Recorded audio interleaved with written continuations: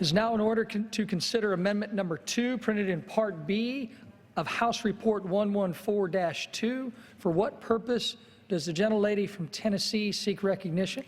Thank you, Mr. Chairman. I have an amendment at the desk. The clerk will designate the amendment. Amendment number 2, printed in Part B of House Report number 114-2, offered by Mrs. Blackburn of Tennessee. Pursuant to House Resolution 27, the gentlelady from Tennessee, Mrs. Blackburn, and a member opposed, each will control 5 minutes. The chair recognizes the gentlelady from Tennessee. Thank you. Mr. Chair, I rise today in support of my amendment to freeze the President's Deferred Action for Childhood Arrivals program, which was unlawfully created by executive memo on June 15th of 2012.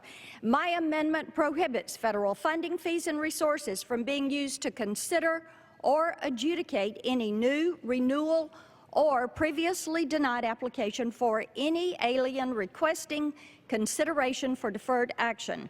Article 1, Section 8, Clause 4 states that the Congress shall have power to establish a uniform rule of naturalization. Congress, not the executive. President Obama has circumvented Congress and unilaterally rewritten immigration law from the Oval Office. A federal judge in Pennsylvania said President Obama's amnesty is unconstitutional, and I quote, number 1, inaction by Congress does not make unconstitutional executive action constitutional. And number 2, executive action goes beyond prosecutorial discretion. It is legislation. That is the reason we bring the amendment.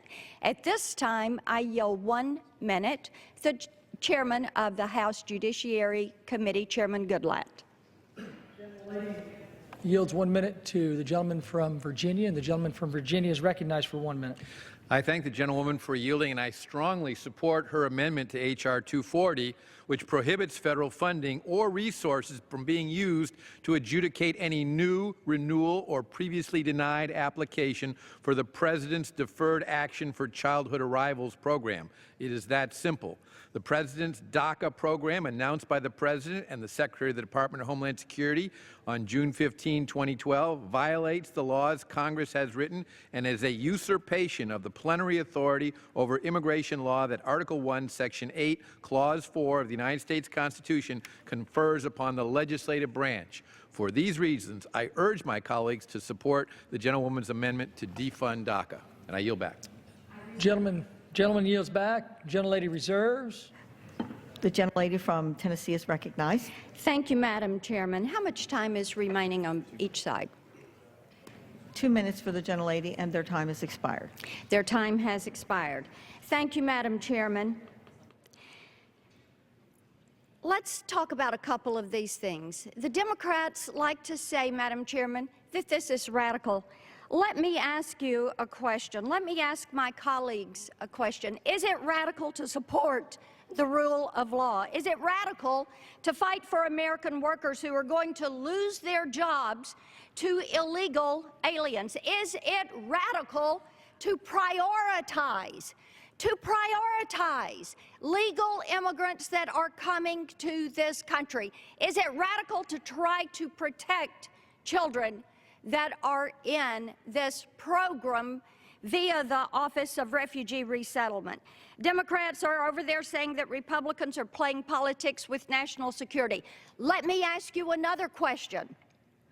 Why were they saying nothing this summer when the southern border was being overrun and all sorts of trafficking, human trafficking, sex trafficking, weapons trafficking, drug trafficking? Here are the facts. DACA became effective August 15, 2012. In fiscal year 2014, the Office of Refugee Resettlement released 53,518 unaccompanied children here in the U.S. It is a magnet. 75% of all Americans reject the Obama executive amnesty. 80% of the Americans don't want foreign workers taking jobs from Americans. Those are the facts, Madam Chairman. And to my colleagues, that is why we're here. We have two choices. We're either a nation of laws or we are lawless. President Obama is turning every state into a border state, every town into a border town. And unfortunately, the lawless amnesty has taken Democrats from the party of yes, we can to acting like the party of because we can. With that, Madam Chairman, I yield back the balance of my time. The gentlelady's time has expired.